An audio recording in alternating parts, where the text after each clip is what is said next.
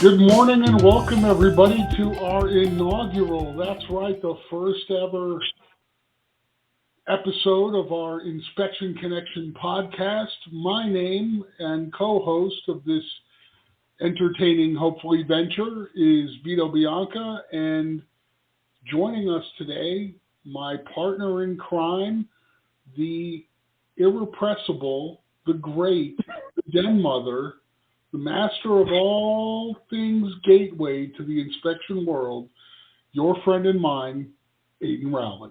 How are you, Adyn? I'm doing wonderful. It's Friday. We're getting, closing out the week and coming up on the holidays and being busy, but I'm glad we can take some time and do something fun and, sigh of relief and do something like this. I know, it's pretty cool. And this one's even better. It warms my heart because our first episode is here and it's Christmas time and it's just that time where everything's a little warmer, everything's a little nicer, and normally it's forced, but this year it's just, I even caught myself playing Christmas music.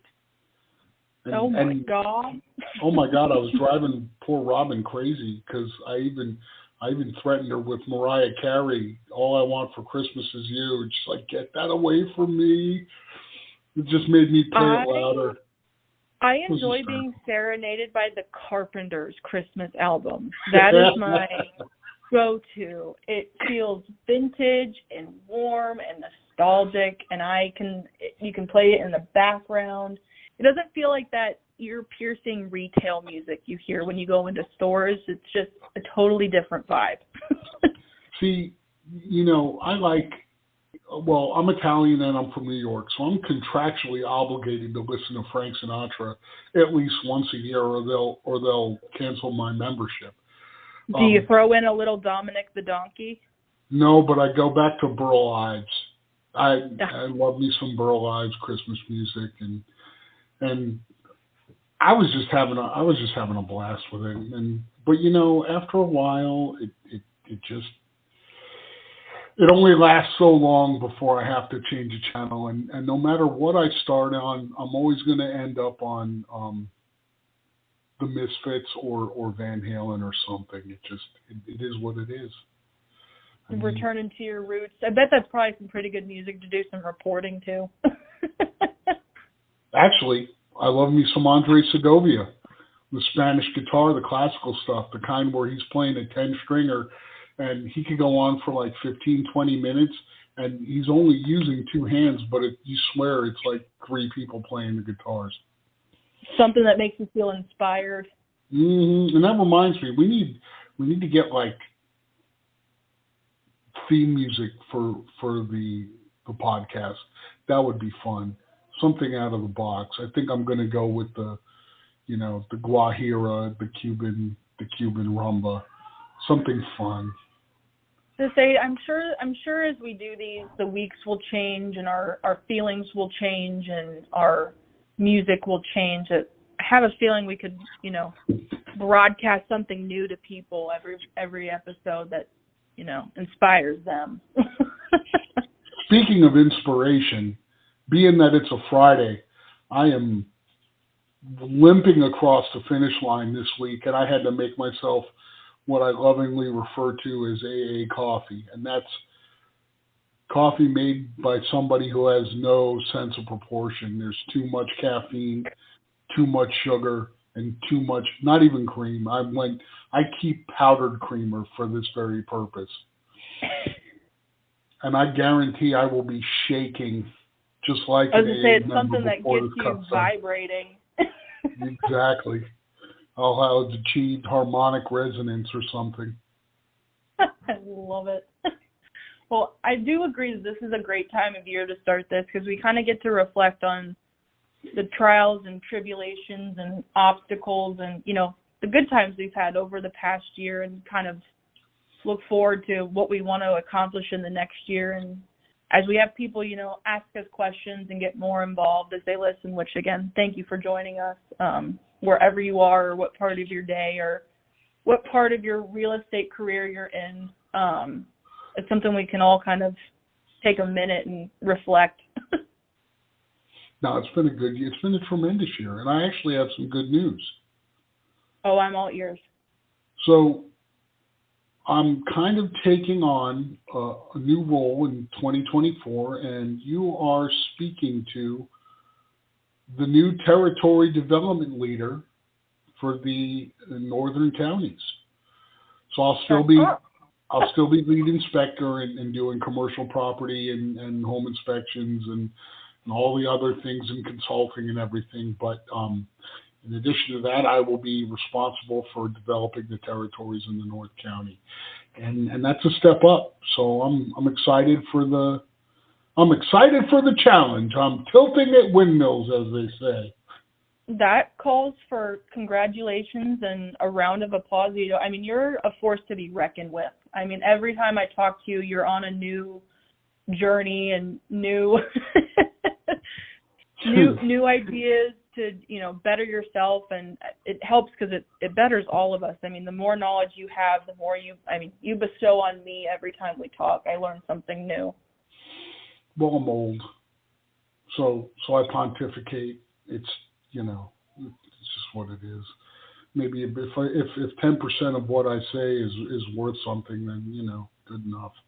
I have an aunt and uncle still living, and they're like, they won't give me any respect. They don't care.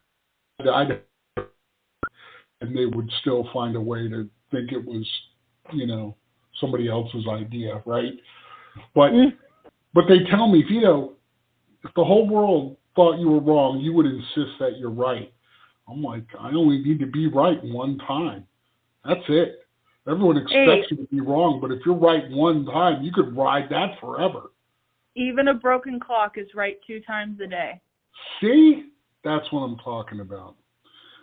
Speaking of broken clocks, this is you mentioned you were on a long phone call before you came late to our appointment. What was that about? How'd that work out? Well, it was kind of an interesting opportunity, and I'm actually really excited about it because it's a new agent. She seemed pretty seasoned, but she's a new agent to us, so it gave me an opportunity to, really talk us up and explain why, we're the best of the best in the industry, and I know I'm biased, but we have a lot to offer our buyers and agents, and in this case, it was a listing. So she calls me yesterday, gives me the rundown. These sellers are a little tight on funds. They're selling their home. They have some ticket items they're aware is going to be wrong with the property, but they don't have anything, in concrete documentation for the seller's disclosure. So her and I had a fabulous conversation yesterday about getting the full gamut with the pool inspection, just so there's no surprises. So I was anticipating a call from the seller yesterday, but, life is busy. We're in the holiday season and everybody's companies and busy work days are happening. So I took it upon myself to give him a quick call this morning, and he wanted to forego the entire pre-listing inspection, which I can't sit with that. I can't sleep well at night knowing that he's going to forego that. So kind of had a conversation with him about how we offer the 4-point and wins that are transferable to potential buyers. So I got him scheduled for that and, made a quick call over to our lovely owner, Steven, about the situation. And, of course, my empathy and knowing the holidays and everybody's a little stressed on the financial aspect of it in their lives. I wanted to give him a pretty competitive I wanted to give them some competitive pricing with the basic inspection and 4-point and win. So I had a lovely conversation with the listing agent and the seller and got him upgraded to get at least the basic inspection and 4-point and win to give him the full benefit and introduce the new agent with us with what we offer. And I was really proud of that conversation because it reminds me of the value of some of the stuff that we offer and how we're always able to help everybody out in every situation. We're pretty versatile and diversified in our home inspections. There's a lot of value in having that paperwork, that inspection done, because you can make it part of the listing. And if you're looking, like when Robin and I bought this house, oh my God, poor Amanda. Robin dragged her to like 40 different houses. And you know, the only ones that we took seriously were the ones that had actual, really full disclosures that included inspections and reports and things like that. That's how you know. I mean, just the fact that you had it pre-inspected and that there were things fixed and things addressed. Otherwise, you're just looking around. Separate yourself from your competition. It's not like it was 2 years ago when, you know, I could sell a shack and people would be fighting to get a hold of it. Sellers gotta do a little work now to get the money. It's a very competitive market. It is a very competitive market. I think we've seen a trend for a while that, you know, it was a seller's market for several years, you know, over the pandemic. And, you know, it was very easy, not that any transaction is easy, but it was more accomplishable to sell a listing. And I think we're getting kind of into a slower season and a lull with how real estate is, and you've got to be competitive. You've got to stand out and separate yourself from other houses because people are looking at, you know, numerous homes in different areas, and you've got to make yourself shiny and pretty and catch somebody's eye.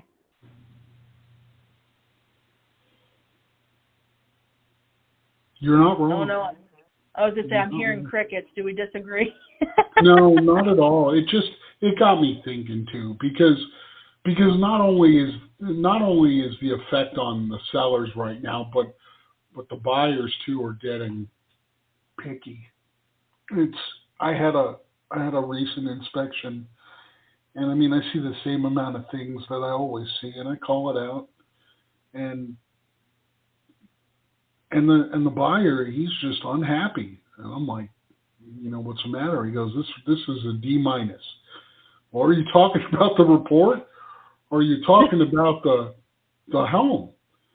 And he's like, I disagree. I think this house is garbage. I'm like, well, maybe we disagree, but it's not my job to sell it for you. But I should put it in context that I see these things routinely. Sometimes, you know, you get what I call the Kevins and the Karens, and they just think they're going to get a perfect home, you know, even though the home's 40 years old. No, nothing perfect. I think the room for negotiations are getting smaller and smaller. I'm seeing a lot more of as-is transactions lately, and I think these inspections are even less about negotiation and more about knowing, you know, what repairs you're going to have to, you know, proactively think about once you're closed and moved into the home. I mean, getting an idea on that is beneficial in itself. Well, finding a motivated seller is tough, man, especially when sellers get hip and they know that, you know, every house is right for somebody. All I have to do is sit on this, and someone will want it and not want to bust my chops. It's when you're in a hurry that the buyer really has an advantage. I remember when we sold our last home, the first buyer to put an offer in, wow, did they try all the bully tactics. They gave us a lowball offer. They said the offer was off the table in 12 hours. They had an inspection, and then they completely wanted all of these concessions. I'm like, dude, you're buying a 1955 built wood frame house.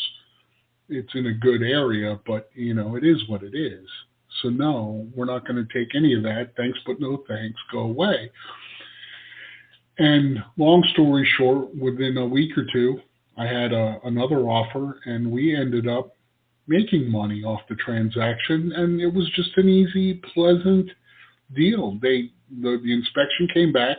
They asked for a few minor concessions. I said, sure, here you go. I'll even throw in some credits, and done. And guess what? Yes, I had done a mold test, a sewer scope, and a lead paint test, a full home inspection, transferable 4-point wind, all of it. And had the house tented too. for termites. It made it, and it separated us from everything else they looked at. The buyers said so. And they're like, wow, okay, it's all done. Here it is. Thank you.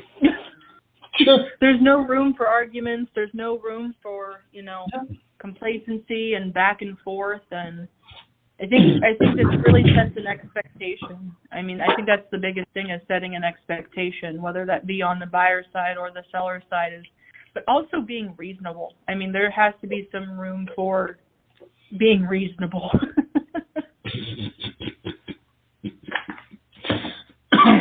So here we are at the end of another year, a good year too. Even with the market doing what it's doing and slowing down, we've managed to survive and even thrive in some areas, while other inspectors and other agents and stuff are struggling. Still, though, it wasn't without some of with some interesting stories.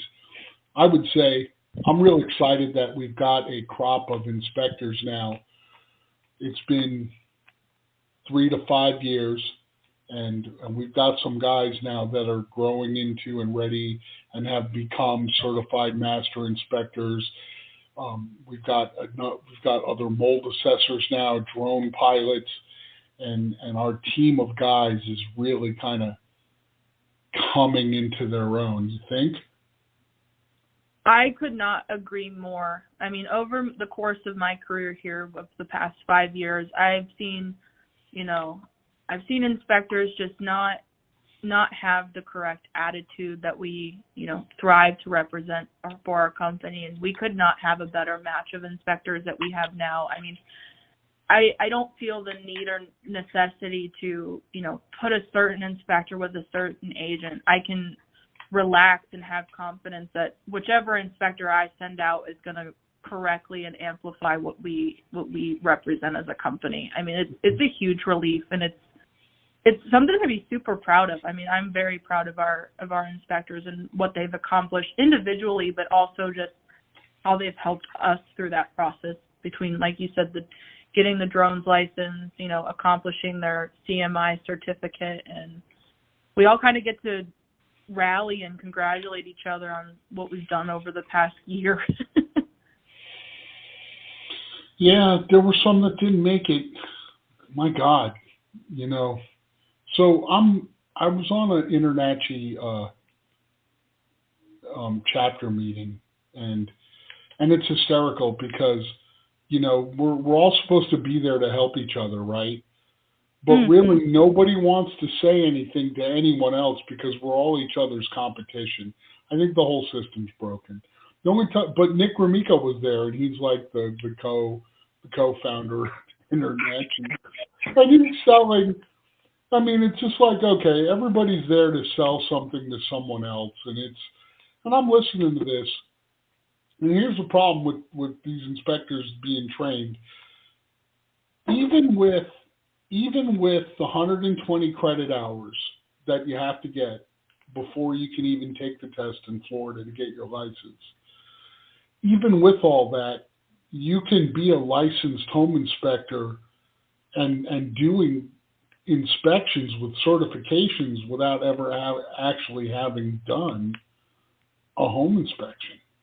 And so, and meanwhile, the education, don't get me wrong, the education's great. And they're selling the House of Horrors and all defect recognition and code and everything else, 90% of which is really not necessary for a home inspection because we're not there to do that. And Nick, when we're talking about training, Nick said, well, why would you bring someone through a training program when they have InterNACHI and the House of Horrors? You're just going to take them for 8 weeks so they can see the same 20 defects. My response was, no, I want to send everyone to the House of Horrors. And I would like to do that every year or two so they don't forget, because when they get back to their area, guess what? They're going to be seeing their same 20 defects or 50 or whatever it is, because they're in the same area. It's common. I said, And it's more than that, because you could have the best defect recognition in the world, but if you don't know how to talk to people and you don't know how to put it in context, and if you've never owned a home and you don't know, and everything seems like this great big drama deal to you, guess what? Nobody's going to use you again. Our primary responsibility is to the home buyer. We've got to tell the story that the house is telling us and translate that into plain English for a home buyer. And yet, it is the real estate agents who refer us. So we've got to be able to use sound judgment. We're not, what's important. We've got to be able to separate what's important, what's necessary, what's really impactful from just the, punch list ticket items that come with any kind of routine maintenance. We've got to be able to translate that. And they don't teach that. They don't teach that at all in home inspections, in any of the training.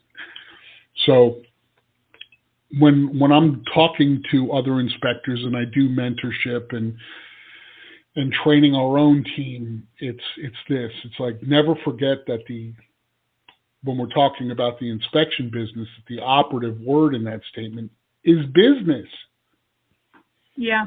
It's a mind blower for people. Because you and for our viewers to know, we collectively as a team take, obviously till the end of the year, we're waiting until January 1st to get that back up again. But we do a weekly call where we all kind of come together and pull ourselves out of the monotony of, doing home inspections. We're going back to what the real motivation of what our company is business.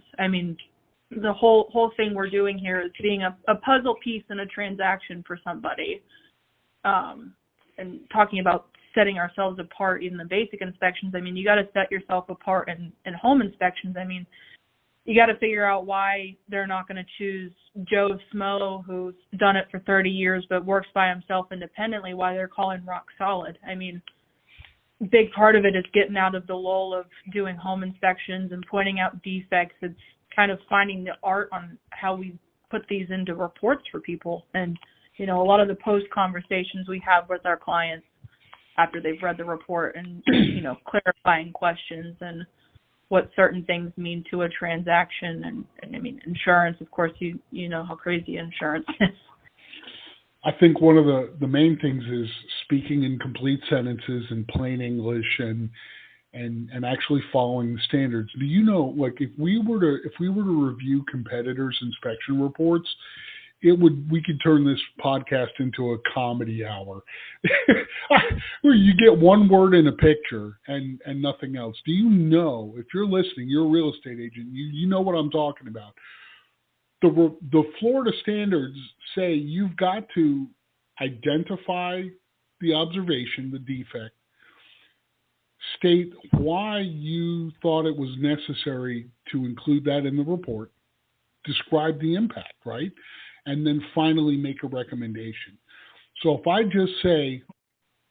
have a picture of a wall and I say cracked, move on, that does not do the job. And guess what? If you're using an inspector who reports like that, not only is he liable, but so are you, because you referred him.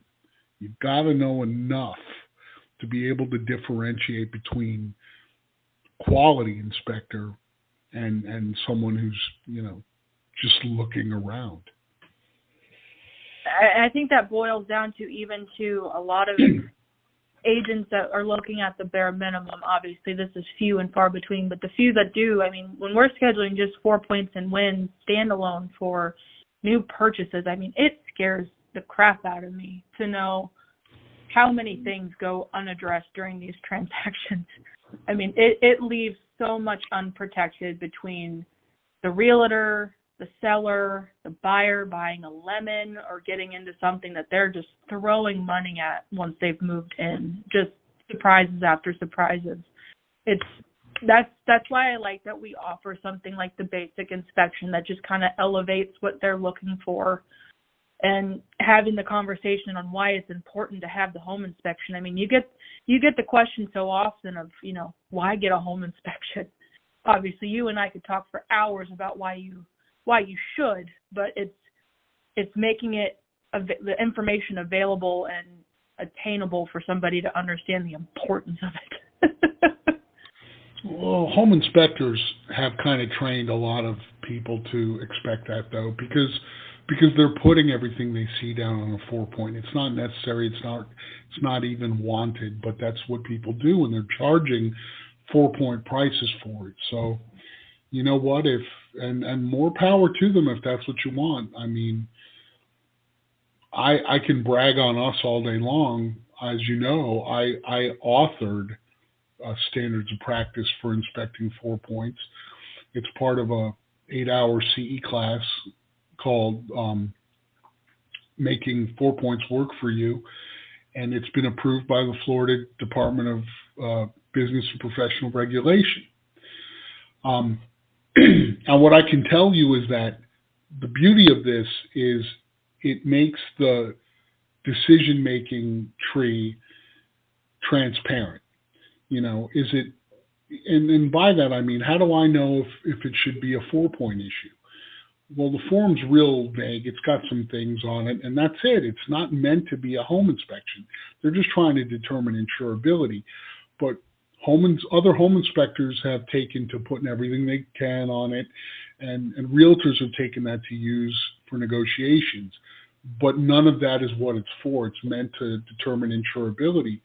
So when I teach this class, I'm like, okay, number one, is it on the form? If it's not specifically requested by the form, no, it doesn't belong.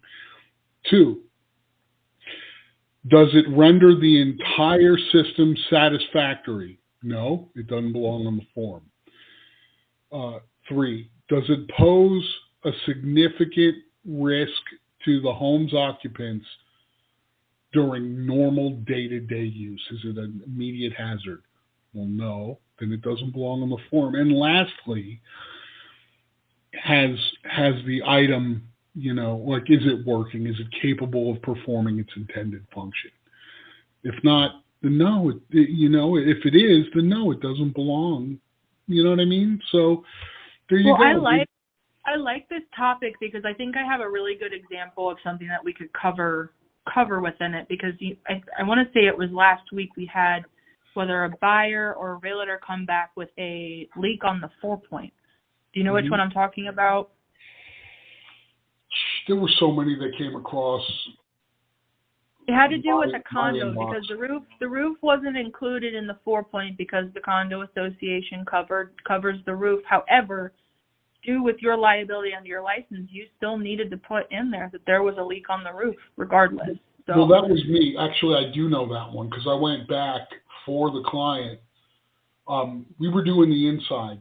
It was, and don't get me started. Like, okay, if it was a box condo, like the tall high rises in the beach, that's easy enough because they have their own master documents, and so do most HOA, COAs. But then you get these ones where they're like villa townhomes, where they get these HO3 policies, and that means that even though the HOA replaces the roof, that the buyer still has to have their own insurance forms.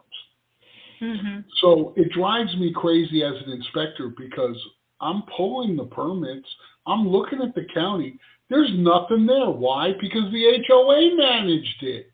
It drives me up a wall. So I don't have. The more we talk about it, the more I'm pulling from my memory about that one. It was actually a loan officer that called. She was a super sweet lady. She was just calling for clarifying questions. She was kind of going above and beyond for these clients and making the call.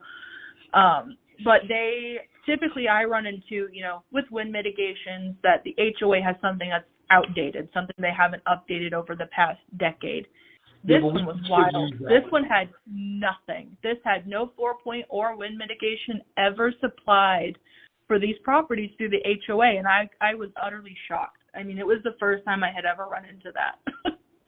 So, of course, as a home inspector, the first thing we learn is that whenever an insurance agent doesn't want to do their job, it's the home inspector's fault.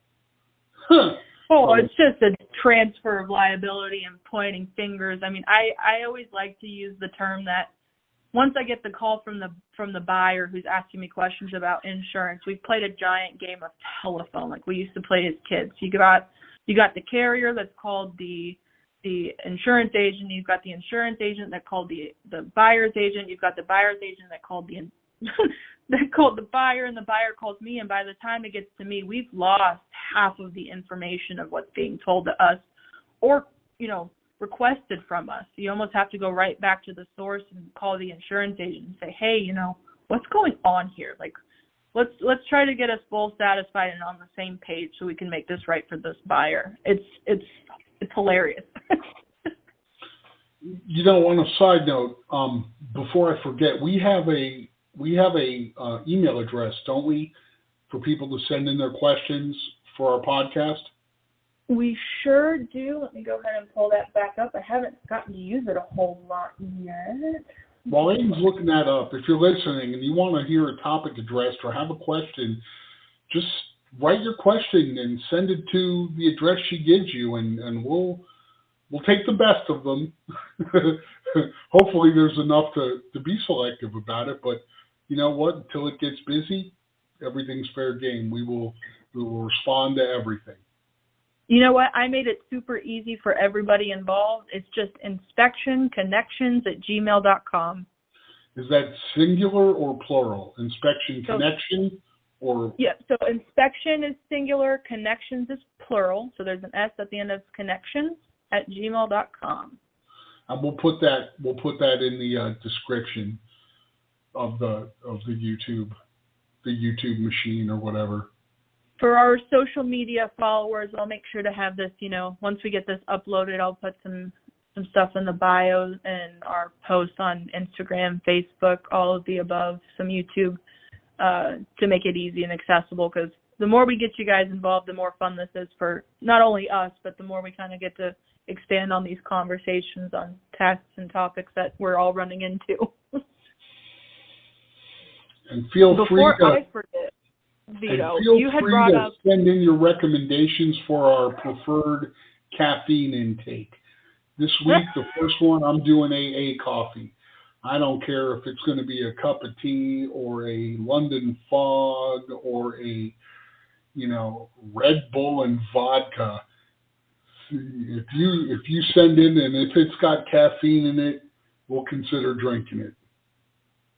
I've always been a Monster girl. I indulge every once in a while for that, caffeine intake that keeps me zooming, because I only have so many arms and legs to continue when I do my job. That makes me do it a little bit faster. Usually 2 cups of black coffee and a vitamin B in the morning, and that gets me going. But every once in a while, I'll do like the that bulletproof style coffee where they act, instead of cream or sugar, they'll use like unsalted Irish butter and coconut oil, and then you hit it in a blender, and what happens is the caffeine is a slow release. There's no crash, and it lasts a lot longer.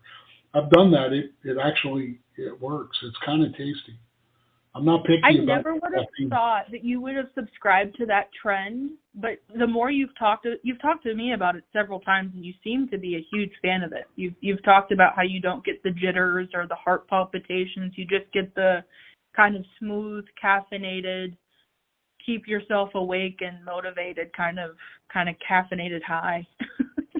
No, the heart palpitations come from the 10-inch long cigars and the YouTube recommended ads.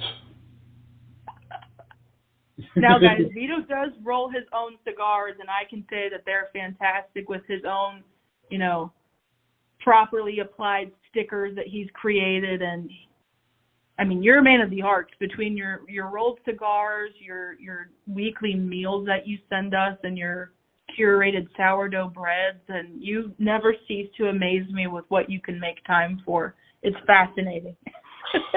I'm easily entertained. Let's put it that way. I'm a man of many hobbies. Anything to not have to spend time with the wife or kids, you know? They're not here right now, so I'm safe to say that. You missed the punch in the shoulder on that one. Oh my God. Well, wherever Robin is, I know the hair just stood up on the back of her neck. She felt a I'm in trouble. disturbance She won't know why, but she'll know I'm in trouble. After 20 years, we have that connection. Her spidey senses are tingling. You're not kidding. Oh my God.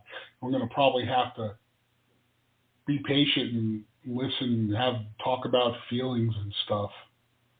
Listen, hunger and anger are feelings. I have plenty of feelings. I want to hear it. I could not express more how much I love your wife. Robin is amazing. I mean, she puts up with you. I mean, come on. That's a job in itself. I'm easy to deal. I am. Look, if anyone listening has ever had to deal with me, even on a difficult topic, then you know I can say with no ego that I am an absolute joy to deal with. There is a true essence of gruffness to your heart being 3 sizes too big. There's some accuracy and truth to that, because deep down, Vito's got a very warm, big heart. I'm surprised you even caught that reference. I was referring to the Grinch who stole Christmas. I know it. I think that's a perfect representation. I think you've got a pretty gruff exterior that, you know, you've got a soft center that people just don't, I feel like they don't get too often unless they really look deep. That's right, the creamy center.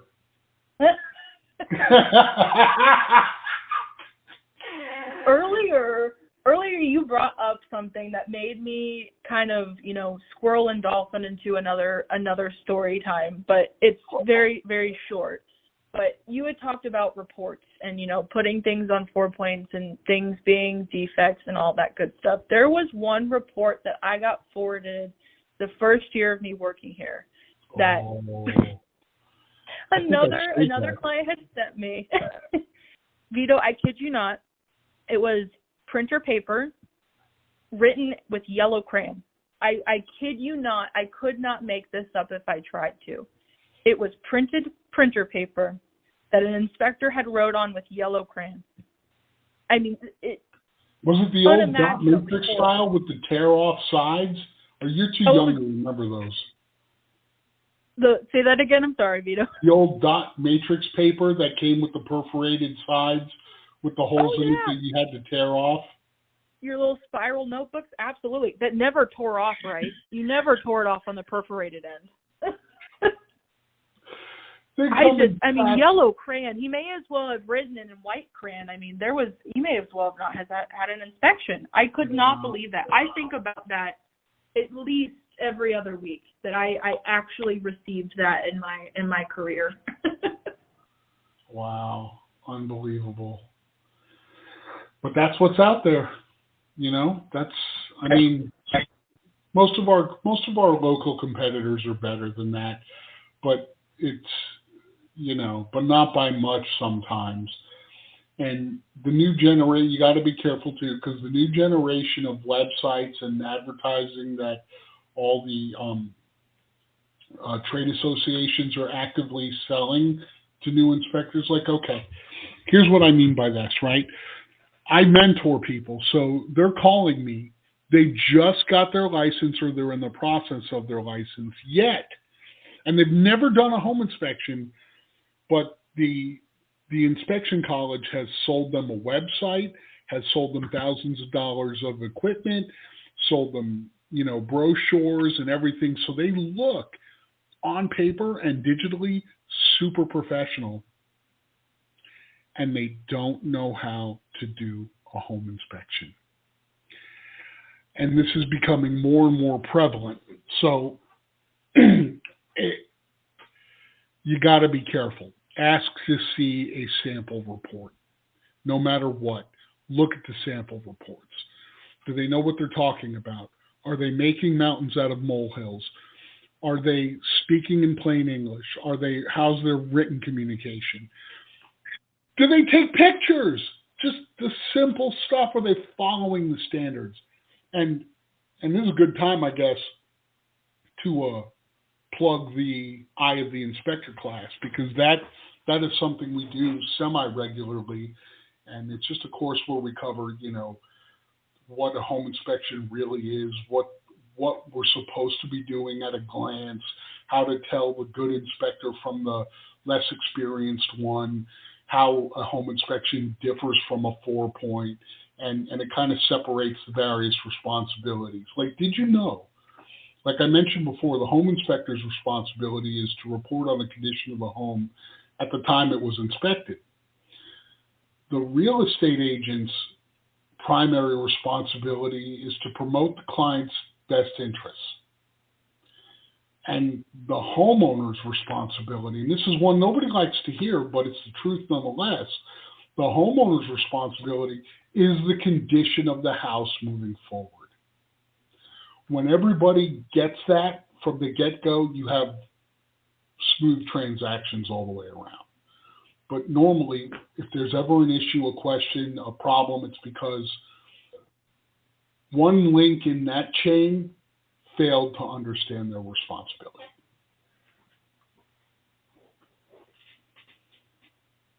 Yeah, no, I mean, you're only as strong as your weakest link. I mean, that's what's so interesting about these transactions, is that you have so many people involved. I mean, do you remember that show, The Weakest Link? I don't. Was it before my time? Yeah, it was before your time. They had this tiny little MC, a red-haired lady, skinny, miniature, and she had that accent, and she was like, "You are the weakest link," and then they'd get yeeted off the show. It was hysterical. It had its fun. I had to do a quick Google search to see if it was even reminiscent. 2001. I don't think I've ever seen it. Which My is God, kind I'm of old.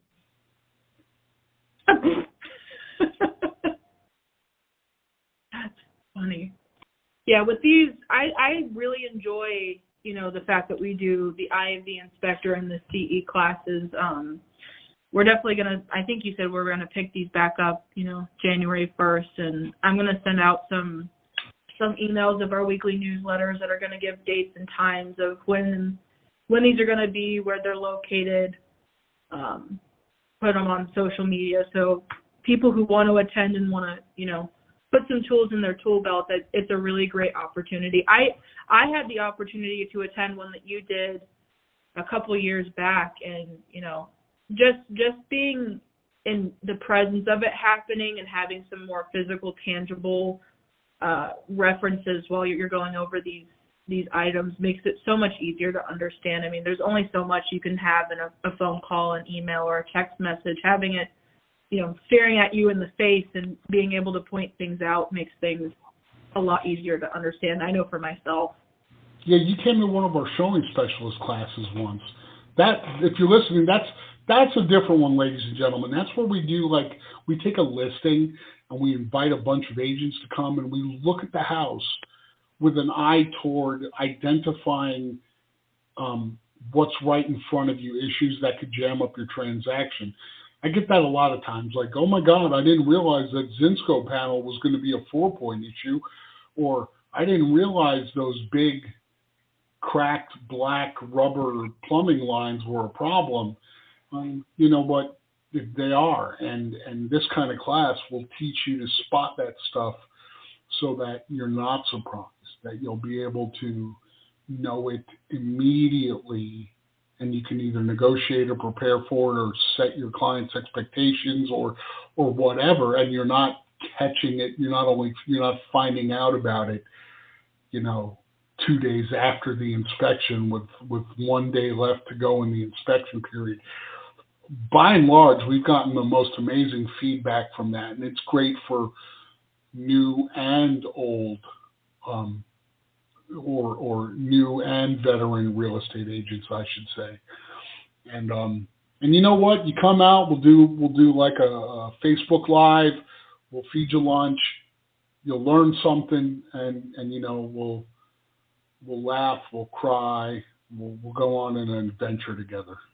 And those, we typically have one of our partnered insurance companies come out with us, one of their representatives that, you know, kind of assist with it too, which has been fantastic because as they're experiencing and we're experiencing, you know, citizens and insurance in general is ever changing. I mean, the expectations, I feel like, change weekly what we're trying to anticipate. And I think being on top of it has helped all of us, one, in the company, but two, get ahead of the game on what we're going to see some kickback on and how to address it.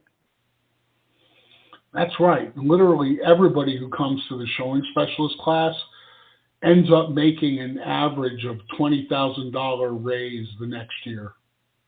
Guaranteed. 100%.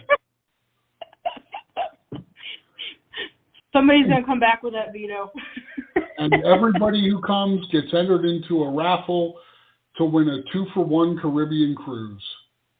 Now, I will say I run a lot of like the social media, and I do like to do little raffles on those. People who write down their name, email, and phone number when they go to these classes, I do pull a raffle typically to give, you know, gift cards out for attending, just showing our appreciation for taking time out of their day to, you know, bestow some information on them and tools in their tool belt. But we have done that in the past, and I do want to continue doing that as we schedule more of these. We're all about bringing the value. Well, Adyn, you know what? It's been about an hour, and I got to get back to work. I know I've got some emails piling up here from lunch. I'm glad I could take some uninterrupted time with you, Vito. It's always a pleasure to have conversations with you, and I'm glad we get to kind of do this in front of an audience and get some other people involved. That's what I'm saying. We have wasted some amazing conversations without recording it. We might as well let the general public benefit from our entertainment value. So we're going to close with, don't forget to send your questions into inspectionconnections@gmail.com. inspectionconnections@gmail.com, and we'll address them as we're moving forward. You can send in your questions, any stories you want us to look at, links to competitors' inspection reports, basically any topic you want addressed, and we're happy to do it. Also, we'd like to take this time to wish you a very Merry Christmas and a Happy New Year. Thanks again for joining, and hopefully by the time this goes to production, we'll have some theme music chosen. Oh, no, Vito, you're going to have to add some Mariah Carey now. I would much rather go with some Cuban Social Club. That would be more fun. Oh, my goodness gracious. Yeah, it's been a grand time. I've really enjoyed this. I'm going to send out some posts to promote this a little bit more to get people involved, and feel free to comment under those posts as well with any of your questions. I'd be happy to, you know, put those in the list of things and topics we'll get to as we continue. Thank you, Adyn. Have a great day, everybody. Awesome. Take care, Vito. Have a great day. Merry Christmas. You too. Bye.